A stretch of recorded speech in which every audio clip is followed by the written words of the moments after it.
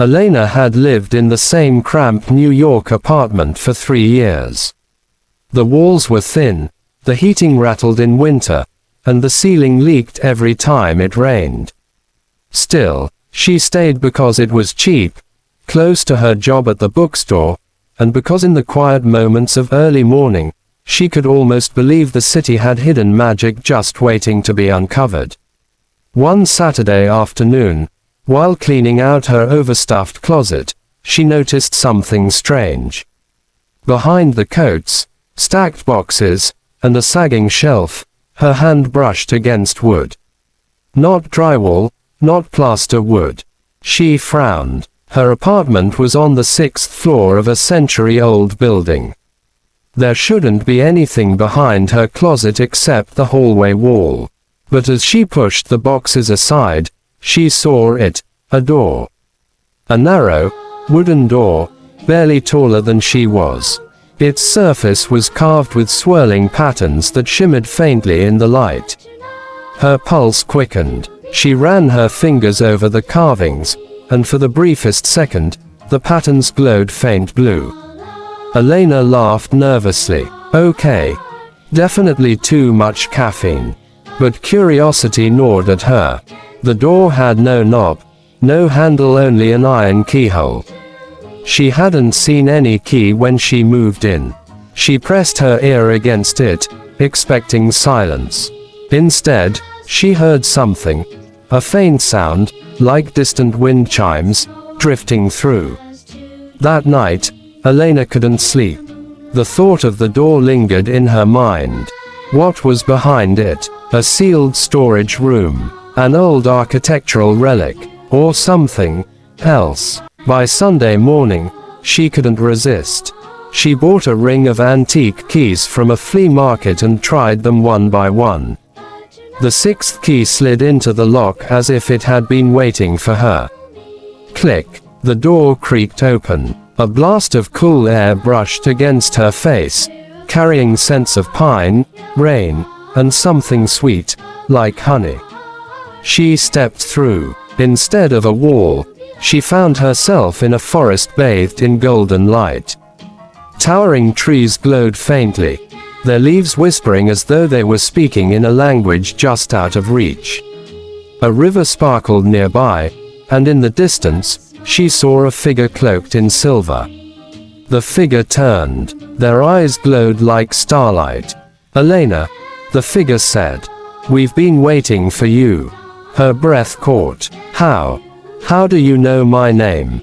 The figure smiled faintly. "Because you are the one chosen to guard the door." Clara's heart hammered as she touched the doorknob. It was cool to the touch, humming faintly as if alive. She hesitated. What if I'm imagining things?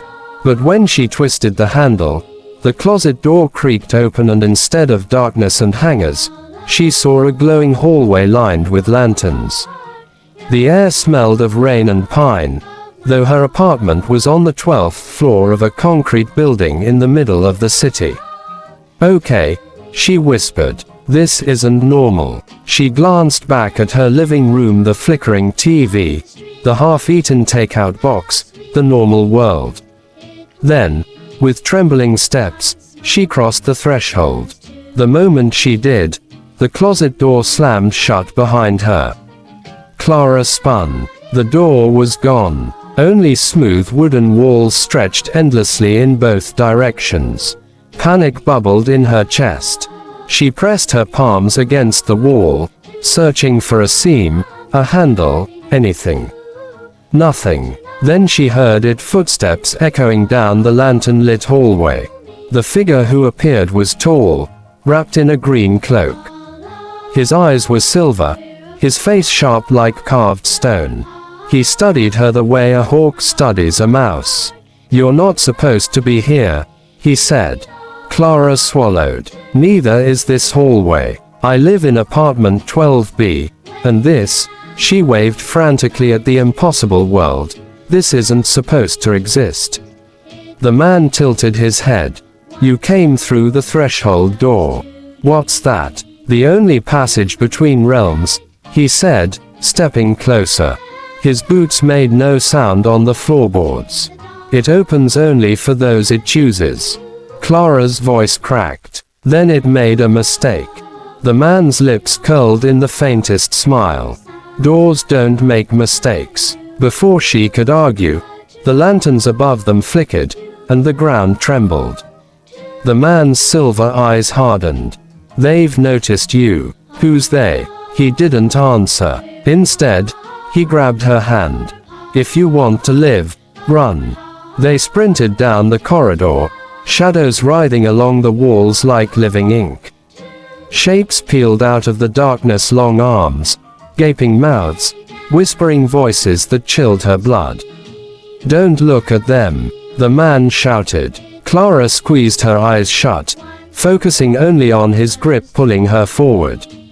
The floor seemed endless, and yet suddenly the hallway burst open into a vast forest glowing under two moons. She stumbled to a stop, breath ragged, chest heaving. This isn't real, she gasped. This can't be real. The man released her hand.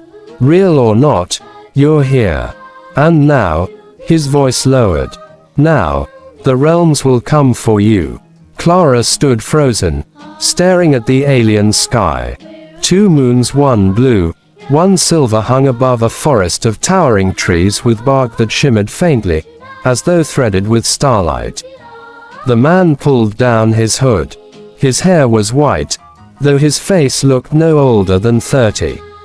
You may call me Kale. Clara wrapped her arms around herself. Where am I? Between worlds, he said simply. A place your kind is never meant to walk. She laughed shakily. Great. So I stumbled through my closet and landed in what? Narnia. Kale gave her a sharp look. Mocking what you don't understand won't save you. Her smile faltered. Then what will save me? He studied her, then asked, why do you think the door opened for you?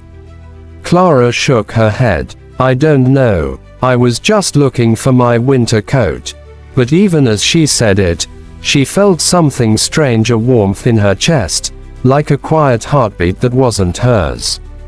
Kale's gaze flicked toward the dark edge of the forest. The shades are tracking you. We can't linger. He started walking, expecting her to follow. She hesitated, then jogged after him. They trekked through the strange forest, the ground carpeted with glowing moss. Strange birds flitted overhead, their wings trailing sparks like fireflies. Despite the beauty, Clara couldn't shake the fear gnawing at her. Those things back in the hallway, what were they? Kale's jaw tightened. Shadows given hunger. They serve the Hollow King. And he will not let you go. Clara's skin prickled. Why me? Kale glanced at her with something like pity. Because you are a key. She blinked. A what now? A key? He repeated. A mortal chosen by the threshold to unlock what has been sealed. Without you, the balance between realms will shatter. Clara let out a shaky laugh. No, no, no. I'm not chosen. I'm not special. I'm an underpaid marketing assistant with 3 plants that I can barely keep alive. Kale's expression was unreadable, and yet the door opened. Before she could protest again, the forest around them stirred. Whispers rose from the shadows. The trees seemed to lean closer, the glowing bark dimming. Kale drew a blade from his cloak, steel edged with runes that pulsed faintly. Stay behind me. Figures emerged from the trees, twisted, shadowy forms with hollow eyes and jagged teeth. Shades. Clara's breath hitched. Oh God. Kale lifted his sword. Not God, he said. Something far worse. The creatures lunged. The shades descended like a tide of darkness. Kale's sword flared with silver light as he slashed through the first one, its form unraveling with a shriek. Stay back, he barked at Clara, but one of the creatures broke past him, rushing at her with claws extended. Clara screamed and stumbled backward. Instinct made her throw up her hands, and a burst of blinding light exploded from her palms, slamming into the shade. The creature disintegrated into ash. Clara froze, staring at her hands in horror.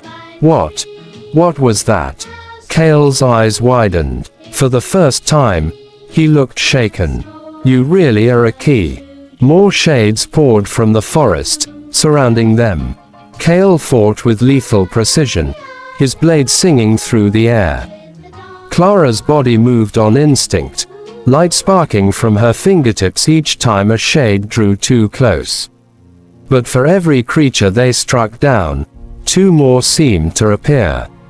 We can't hold them, Clara cried. Cale slashed another apart, then grabbed her arm. Then we run. He pulled her through the trees, deeper into the forest. The shades gave chase, their whispers like knives against her ears. At last they burst into a clearing where an ancient stone archway stood, covered in glowing runes. Cale dragged her toward it. Through here. He pressed his hand to the arch, chanting words that made the runes blaze. A portal of shimmering light rippled open. Clara hesitated. Where does it go? Cale's silver eyes met hers. Somewhere safer. For now. The shades shrieked behind them. With no choice left, Clara plunged through the portal.